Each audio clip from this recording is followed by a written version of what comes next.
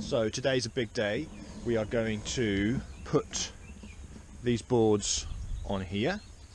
So that's number one. And number two is we are going to, in here, going to put the, hopefully, final coat on at least up to here. So the last coat is going to be just a lime plaster, so that's just 2 parts sand to 1 part lime. That's because it's going to make it a lighter colour essentially. We want to make up the brightness in here. We're also going to put the doors on, I think. So this has not been my project, this has been my dad's project. And you can see they're painted the same colour as the thing. That's all set up there. So it's got a few more things to do with the doors. It's got the hinges are all set in. It's got to essentially put the hinges on, put some pretty decorative studs on the outside, just because why not? And yeah, I think that's pretty much it. We'll see what we get to. We're also going to try and do the rest of the outside, for example over here. So this wall's not been done at all really. What we're going to do is up here we're going to put a board across the top there, just to seal it in. The idea is that we can seal in all this. There's a lot of traffic in the background. We can seal in all the edges here, so that if you look up here, all these bits on the inside, there'll be no draft coming in, so we're going to seal up all of those.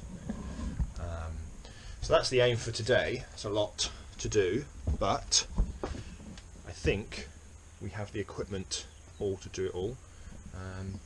So I think I'm going to start. It's a 2-man job putting the wood on, so I'm going to start with the plastering.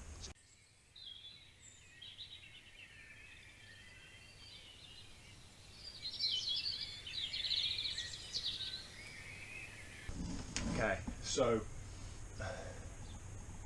because I want this to be very uniform, and you might or might not be able to tell with the light, hang on a sec, that the colour of the plaster that's on here at the moment is not very uniform.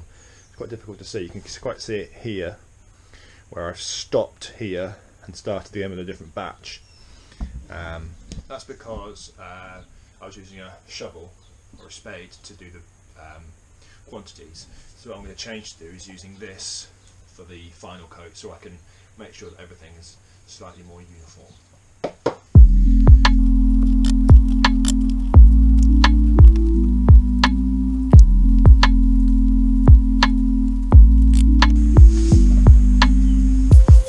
So I'm using this fine chopped straw.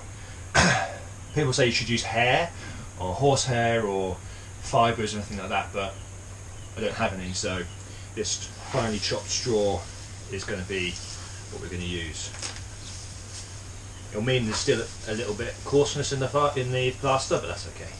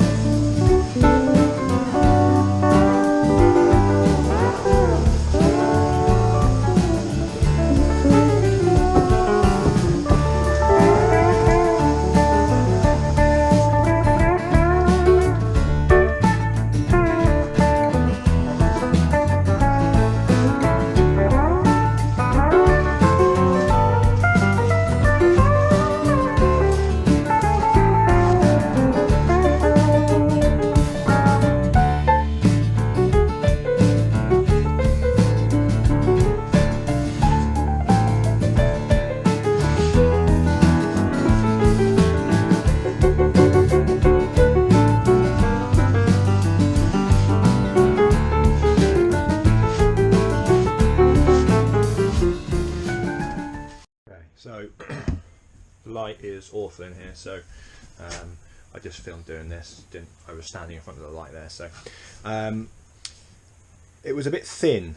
I think I put a bit too much water in it, so obviously I'm just going to leave this, let that dry, and then but for the rest of it we're going to go a bit thicker, just so we can cover up. I mean, the light highlights it quite nicely, but it's not really as smooth as I would have liked it. Also, the straw bits that I'm adding in, a bit clumpy, so not really sure what to do about that because it kind of needs the straw in it. But yeah, hopefully if it's a bit thicker it won't be as much of an issue.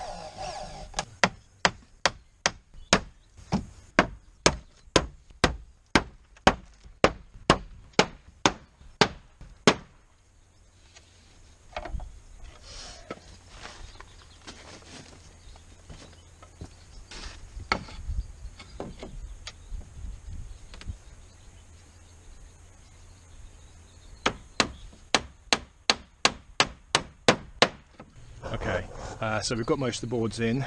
We just had to up here, just got to put this little block in so we can attach to the top there. Because this gap here is obviously slanted, we're going to need to cut that angle off this last board.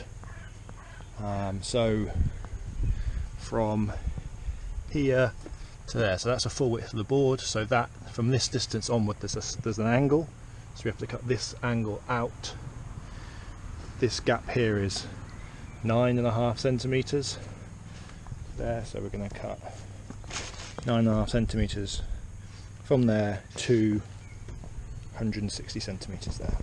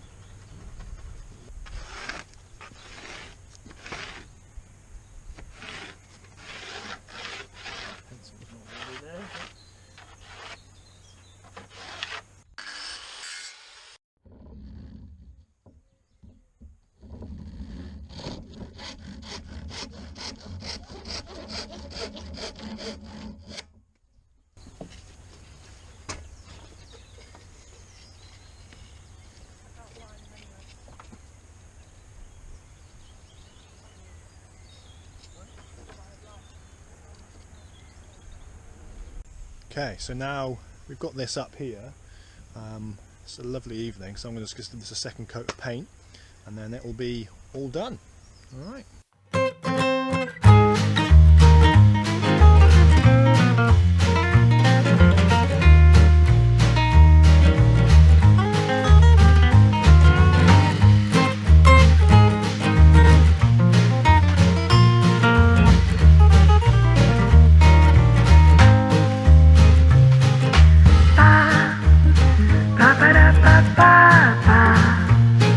ba ba